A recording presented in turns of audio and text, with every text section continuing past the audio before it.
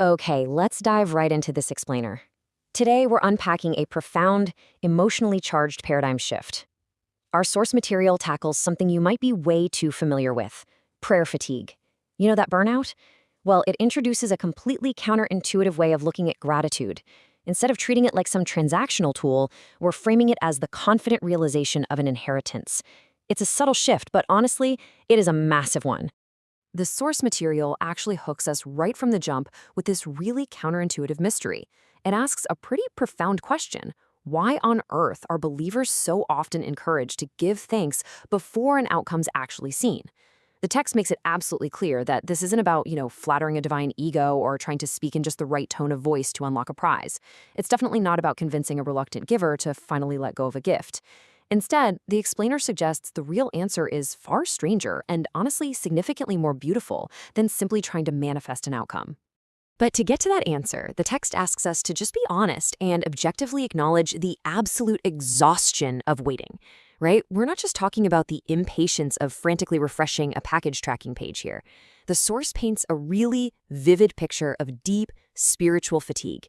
Think about the ache behind a mother's breastbone as she prays for her child's healing, or someone who's been watching the clock on a private bargain with heaven run quietly past dusk, literally for years. The text acknowledges how, over time, repeating that exact same hopeful line can start to feel like rubbing salt into an unhealed cut. Eventually, the sheer silence can make the asking itself feel like an insult to the one being asked. And that leads us to the secret embarrassment a lot of people carry when their spiritual life devolves into this sort of transactional formula. Over time, so many of us adopt what's essentially a bookkeeping mindset.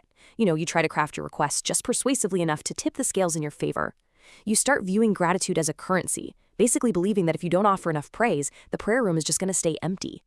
The source argues that this habit is an incredibly heavy secondary load, and it's often installed by well-meaning but totally misguided teachers who've basically portrayed gratitude as a tool for manipulation. So let's move into section 1, from petitioner to heir, shifting the metaphor. This is where the paradigm truly shifts. The source material is asking us to totally abandon the metaphor of a banking transaction and instead step into the metaphor of a family estate. It emphatically rejects this whole idea of God as some difficult patron who holds back gifts until he hears the perfect volume of praise. Instead, it defines true gratitude not as a payment, but as a posture. It's the natural, completely unforced overflow of a soul that has finally recognized its actual standing. Think about it. When a kid discovers an inheritance has been waiting in their name this whole time, they don't go flatter the lawyer, right? They just recognize what's already written in the document. And there's a stark difference in the posture here. A petitioner is fundamentally anxious. They stand at a bank counter, constantly calibrating exactly how much they're allowed to ask for, always wondering if they have enough leverage. But an heir? An heir just walks right through the front door of the estate and simply receives what was already deeded to them long before they even arrived. It's a complete 180-degree shift in power dynamics and peace of mind. So the crucial point here is that the actions of an heir are deeply settled, while the petitioner is sweating over crafting the absolute perfect sentence to try and move the giver. The heir? Well, the heir just takes a spoon from the kitchen drawer because, hey, the kitchen is already theirs. The text notes that the thank you of an heir is older, it's quieter, and it's much faster, simply because it doesn't have to bargain its way in. It just rises naturally out of a body that has finally stopped fighting for air. Moving on to section 2, context, a letter of hope, the historical weight of 1 Peter. To really grasp the immense depth of this inheritance concept, the source grounds us in some heavy history, specifically pointing to a brief first-century letter, 1 Peter. Looking at these stark realities, we can really see the absolute desperation of the original audience. These believers in places like Pontus and Galatia, they were displaced, demoted, completely mocked. We're talking about people who had forfeited their homes, tradesmen who had their tools confiscated, fishermen driven right off their ancestral boats, and merchants whose names were literally struck from Roman citizenship rolls. The text asks us to imagine them reading this message in these cramped, low-ceilinged rooms by fading lamp oil, honestly wondering if the legacy they were promised had been given to someone less troublesome, or if there was even anything left for them at all. That brings us to section 3, defining the divine inheritance, breaking down 1 Peter chapter 1, verse 4. Directly addressing all that despair, the source does a textual deep dive into 4 foundational pillars of this divine inheritance. The first word is imperishable.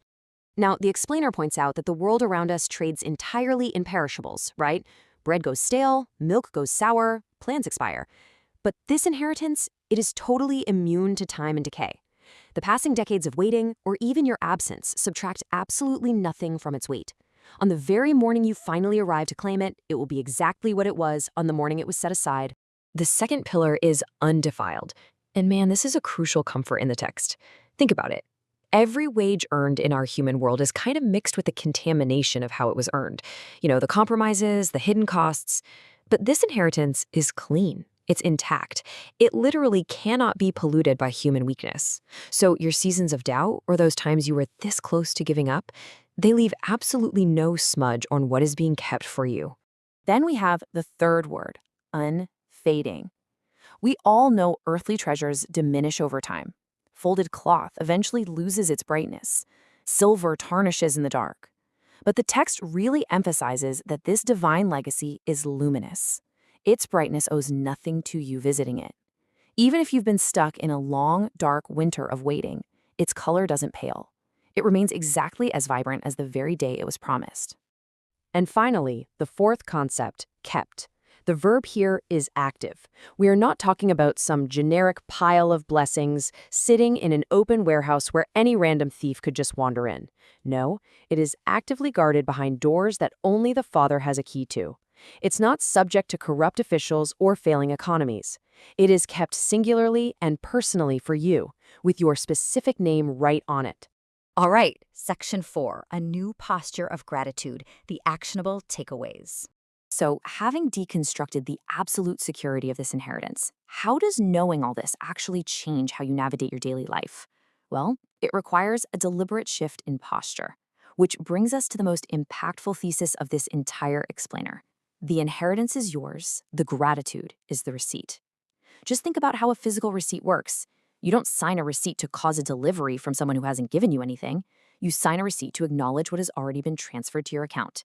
Therefore, thanking in advance isn't some clever manipulation tactic. It's simply the signed acknowledgement of an heir who recognizes their estate. The text actually offers a highly practical framework for your week ahead to help you catch yourself if you start slipping back into that old, transactional mindset. First, notice that familiar flinch or resistance when you even think about thanking in advance. Second, ask yourself honestly, am I thanking because I want something or because it's already mine? Because if you're wanting, you're back at that bargaining counter. But if you're owning, you're sitting comfortably in the dining room of the heir. Finally, the source recommends actually speaking the thank you out loud, calling it the very sound of signing the receipt. As you practice this, the source encourages you to watch out for small, unexpected goodnesses. Maybe a random kindness from a stranger, or a complicated knot in your life that just quietly unties itself. Instead of just brushing them off and filing them under coincidence, the text suggests adopting a specific phrase. The inheritance is showing. Saying this trains your eye to register the first, small fragments of a massive legacy finally moving out of the vault and right into your hand, installment by installment. And we're going to leave you with this final, provocative thought derived from the text. The next time you find yourself just completely worn out from waiting, take a second to examine your own spiritual posture. Check where you are standing.